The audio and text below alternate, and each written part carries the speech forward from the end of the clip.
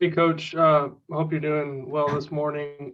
Curious just on Purdue, a bit of a unique matchup just because of their size in the post. You haven't necessarily gone against a team where you've had to double too much in the post. What are kind of your thoughts on how you'll defend that and just the size of a guy like Edey? You don't really see too many guys that are 7'4". They can just catch it and go to the rim. How do you kind of prepare your guys to be ready for that? Well, we got another day to prepare. That's kind of how I look at it. No, he definitely poses a threat. He's so big, and you got Williams there too. They both are great players down low on the block, and that's a big part of their initial thrust in terms of their offense and playing inside out. And we're going to have to deal with it. Again, we got another day to prepare. And we got to come ready to commit for 40 minutes. That's all I can tell you guys. They're a hell of a team. Their front court is damn good. And they got guys that can make the long ball as well. They pose a double threat. They got inside and out. So we got to defend it all. Kevin. Yeah, Coach, a quick question first. How is Trace doing? Did he practice yesterday? Did he get treatment? And then how do you approach the rivalry aspect of this? I mean, you were a player, you played in it. How do you approach it as a coach in terms of motivation? Well, again, I look at it as, it's just the next game for us. And yes, here in the state of Indiana, Purdue and Indiana has always been a big rivalry. And you can't get from underneath that. It's what it is. But at the end of the day, it's the next, game on our schedule, and we're treating it that way. We can't look past them. They're staring us right in the face, and we gotta come out and compete. As far as Trace, he didn't do a whole lot yesterday, and I'm sure that we'll work him back in slowly today, and he'll be ready to play tomorrow. Alec. Hey, Coach. When you're looking at this Purdue offense as a whole, obviously you touched on their front court. They also have some really talented backcourt players as well. What are the one or two keys defensively for you guys to slow them down offensively to obviously come out with the win? Again, listen, I've watched them play a number of teams, and they got the total package. They do. They play hard. Painter's done a hell of a job in terms of, implementing his system and how, he wants them to play. And it should be a hell of a game. We play well here at home, and, it's in front of our fans, and, we just got to commit, man. I can't tell you how the game is going to turn out before we got to commit for 40 minutes. We can't play a half. You can't play 35 minutes. You got to commit for 40 minutes to beat a good team. Justin. Yeah, Mike, you mentioned just the rivalry and how important it is in the state. What are your just favorite memories of playing in this? As a player, it was kind of an interesting time then. I think you guys played them in the tournament when you were a senior, you played them in the NIT. What do you remember about just some of those games and what the rivalry was like for you? Well, the games were always a major battle. Nobody wanted to give, and playing in Purdue is tough, man. And I'm sure they feel the same way when they come here. It's tough. And, we happened to meet the one year in the NIT, championship, and it came down to a last second shot. It's just always been a battle over the years. And, they've kind of had their way here of late, man, but hopefully we can, make that change tomorrow night. We got to, just like I said, we got to commit ourselves for 40 minutes. It's not going to be something that's going to be hand delivered to us. You got to go get it. Jeff Jones. Hey, good morning, Coach. Thanks for your time. When you go into a big game like this, philosophically, I know there's some coaches who really dial into the opponent and try to go through every little thing, how to take away from the opponent. Some coaches go, hey, we got to focus on our team first. That's most important. Philosophically, do you go one way or the other there on big games like this? It's all about what we do. You know, I've always said that over the years. It doesn't matter who you play. It's about what you do as a team. And yeah, we're gonna know what they do. I get all of that, but it's about what we do and how hard we do it, man. I focus in on what teams do. We scout teams and things of that nature, but it still comes down to what we do on both ends of the floor, man. I mean, if we're able to come down and execute offensively and get good shots, not turn it over, then defend and rebound the ball, then you put yourself in a tremendous place to win games. And, we pretty much have done that this year. And, we just got to continue to grow in that area. But it's all about what we do, man. All about it. Mike Schumann.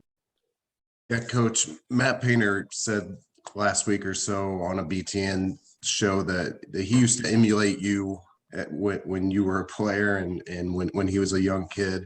Curious your reaction to that and just overall the job he's done at Purdue and your early impressions of meeting him and talking to him over the summer. Well, I've always had a great deal of respect, and that's awful nice of him to say something like that as a young kid. You never know how young kids view you, but that's kind of some nice words. But listen, man, I've watched him coach over the years, and I've watched Purdue teams, and they've always been competitive, man.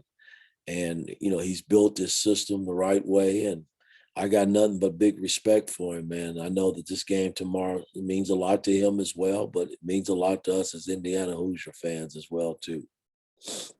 Mike Pegram. Hey, Coach, is this the kind of game that why you recruited Michael Durr with this kind of size that you have ahead of you? Yes, it is. And, he's going to have to play some minutes tomorrow.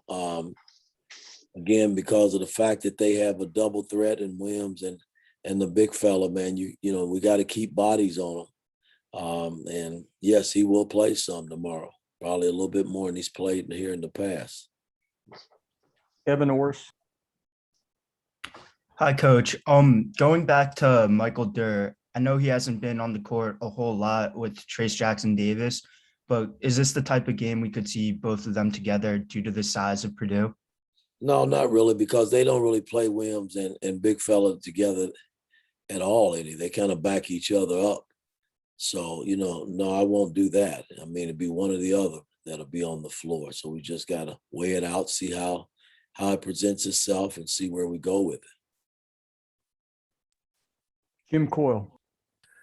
Coach, there's been a lot of talk about the rivalry aspect of the game. And with so many guys that aren't from Indiana and you have to balance it, how do you balance the rivalry aspect with just the game aspect of this? I've tried to keep it, a lot of these guys that are new, they don't know, and I get it, but I'm not selling that. I'm selling the game. To me, it's the next game. The rivalry is what it is. Protecting home is more important. And again, they just happen to be the next one on the schedule. So it's all about the game to me, man. Everything else takes care of itself if you come out and commit yourself for 40 minutes and walk out of our building with a W. Tom Brew. Mike, I know you have nothing to do with this current 9-game losing streak, but your Indiana playing career ended with a game against Purdue. What do you recall much about that 1980 game, and how long did that difficulty and sadness linger with you after your career ended against a game with Purdue? Well, it's tough because, again, if you recall back when I was a senior, there was a lot at stake that year for me, man, personally. The Final Four being, in Indianapolis where I grew up on my birthday, to be exact, on March the 24th. And, this being my last year, there was just a lot. There were a lot of accolades on the table in terms of scoring in the Big Ten, Indiana history scoring. To lose and go out the way we did, it was a tough day for me. I didn't have as much as I in the tank that I thought I had, coming back from the back surgery. That was tough. And I played. I mean, I asked Knight, to play me, man. Don't baby me. When I came back from the surgery, I think I averaged probably between 36, 38 minutes all the way out. And by the time we got to the Purdue game, that's no excuse. Hell, they were the better team that night in Lexington. There's no doubt about that. I just didn't have much left in the tank. And to go out that way was tough because, it's Purdue, But hey, for me, it was a hell of a run. That's all I can say. And, it put me back in the position to be able to still continue to play. And, that meant more to me than anything. Instead of ending my career, I was still able to go on and continue to play. But that was a tough year, ending it that way. But hey, we've moved on since then. And now I'm here back coaching them. So it's all great. Dustin. Mike, I'm not sure if you've been asked about the other, their guards, but particularly Jaden Ivey. Just what impresses you so much about him, and the improvement he's made in a year? He's a handful, man. I mean, I can't help but think if he continues to grow and learn, he's going to be really, really, really good. I mean, he's a good player now, man. I mean, he does a lot of wonderful things on the floor. His speed really up and down the floor changes the game, and he's a guy that's able to go and kind of get shots and do his thing on his own. And that causes a problem too, because you got to always know where he is. And when he's got the ball in his hand, he's a major threat. But again, I like everything about their ball club, man. They've had a hell of a season so far, and should be a good game tomorrow night. Last question, Mike Schumann. Yeah, Coach, throughout your coaching career, how much time do you spend worrying about tinkering with the starting five, or are you more of a, how you finish the game is much more important than how you start it kind of guy? Well, I mean, over the years, man, you try to always get a set group in play that you start. And then sometimes, you make changes based on, how guys are playing and how your team is performing. But you try to put the best five on the floor that you think you can win with. And then, you start your rotations. And again, I've always said, and I said it to you a week ago, it doesn't matter who start, man. I mean, it's a matter who finish. The other night, our best player was on the bench, hurt.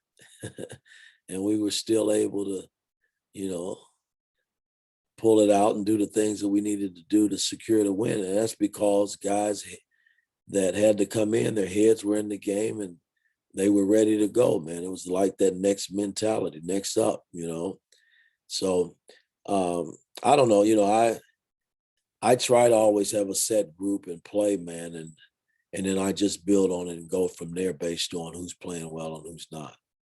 Okay, last question, Bob. Yeah, Mike. We're talking to Rob Phinisee in a little while here. I wonder, what are some of the challenges that you faced with him, getting him to play the kind of basketball that we all know he's capable of playing? Well, if he plays like he did in Ohio State game, we probably won't be having this conversation. But right. Well, he's had a tough go at it in the past, man. I'm just trying to get him to forget what happened in the past, man. I mean, you playing for Coach Woodson now, and Coach Woodson loves you, and I'm in your corner, and I'm saying it's okay to go do your thing, man. I mean, because I see something maybe in him that he probably doesn't see in himself, and I just gotta keep helping him, man. I mean, that's the name, because I think he can help us in the long run as we continue this journey, man.